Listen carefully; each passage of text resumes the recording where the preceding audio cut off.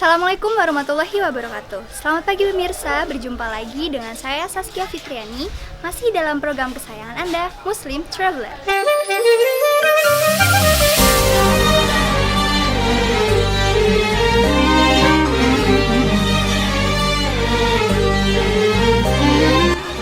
Nyepak tilas perjalanan Islam di Indonesia, pada episode kali ini saya akan mengeksplor jejak peninggalan masjid dan kampung Islam.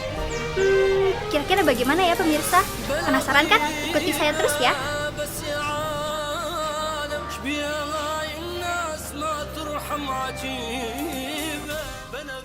Berkelana ke Kota Gede tidak lengkap rasanya bila tidak berkunjung ke Masjid Agung Kota Gede.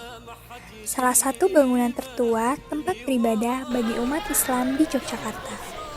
Masjid ini berdekatan dengan kompleks pemakaman Raja Mataram. Masjid Agung Kota Gede adalah salah satu masjid tertua di Yogyakarta.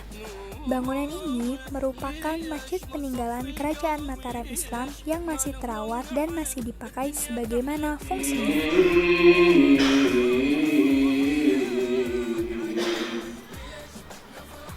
Masjid Agung Kota Gede dibangun pada zaman Kerajaan Mataram di tahun 1640 oleh Sultan Agung bergotong royong dengan masyarakat setempat yang mayoritas waktu itu beragama Hindu dan Buddha.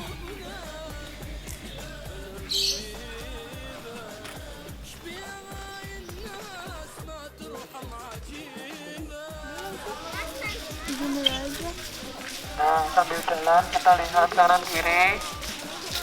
Lihat kanan kiri kita.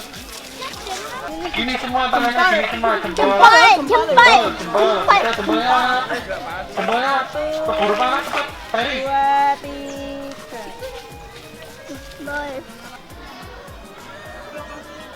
Ini adalah beduk salah satu peninggalan Nyai Tingit yang diberikan ke masjid ini. Ini masih dipakai sebagai penanda waktu sholat. Jadi fungsinya masih sama. Keren nggak pemirsa peninggalan Islam?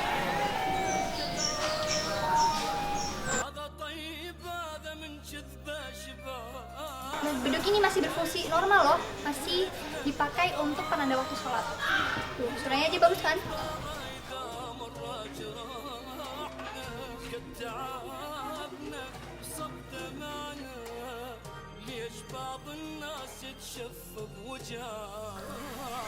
Bangunan masjid tadi sebagai bukti bahwa toleransi beragama pada zaman itu sangatlah hebat. Dan Islam membuktikan bahwa Islam datang dengan perdamaian kepada umat-umat beragama lainnya. Masjid ini juga menjadi bukti bahwa Islam dibumikan dengan cara akulturasi budaya. Terlihat dari arsitekturnya tadi pemirsa. Jadi ada perpaduan antara budaya Islam dengan budaya agama Hindu. Nah, perjalanan saya di Masjid Kota Gede ini cukup sampai di sini. Tapi jangan sedih, karena masih ada perjalanan Islam di Yogyakarta. Yuk, ikutin perjalanan saya terus.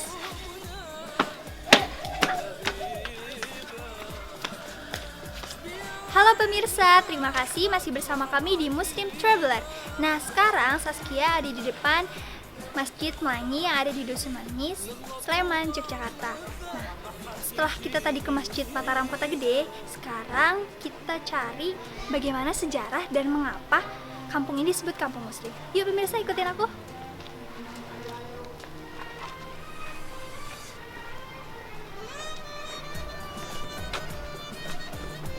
Masjid Jami terletak di Dusun Melangi, Gamping, Sleman, Yogyakarta.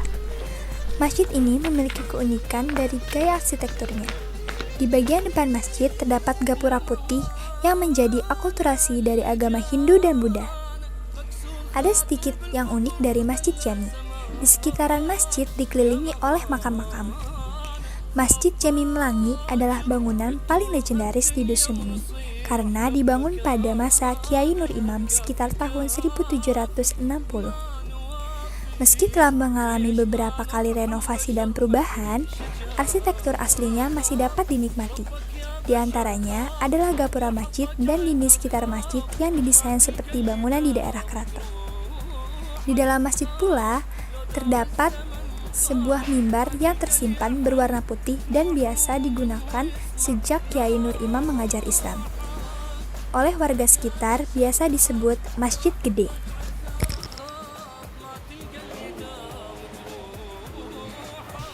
Nah pemirsa, kalau Saskia lihat nih, agak-agak sama sih sebenarnya sama Masjid Mataram Kota Gede, soalnya tiang-tiangnya itu dari kayu, dan ini salah satu ciri bahwa akulturasi budaya agama Islam dan agama Hindu. Nama Melangi tak lepas dari sosok Kiai Nur Imam yang sebenarnya adalah kerabat Hamengkubuwono I, bernama asli Pangeran Hangabedi Sandio. Kisahnya, Nur Imam yang sudah lama membina pesantren di Jawa Timur diberi hadiah berupa tanah oleh Hamengkubuwono I. Tanah itulah yang kemudian dinamai Melangi. Dari kata bahasa Jawa, mulango, yang berarti mengajar. Dinamai demikian sebab daerah itu kemudian digunakan untuk belajar agama Islam. Islam dibumikan dengan cara-cara yang damai, yaitu dengan cara akulturasi dan pendidikan. Masjid Mataram Kota Gede dan Masjid Melangi, juga kampung muslim ini menjadi bukti bahwa Islam telah dibumikan di Indonesia. Tidak terasa ya pemirsa telah menemani saya menapaki jejak Islam yang ada di Yogyakarta ini.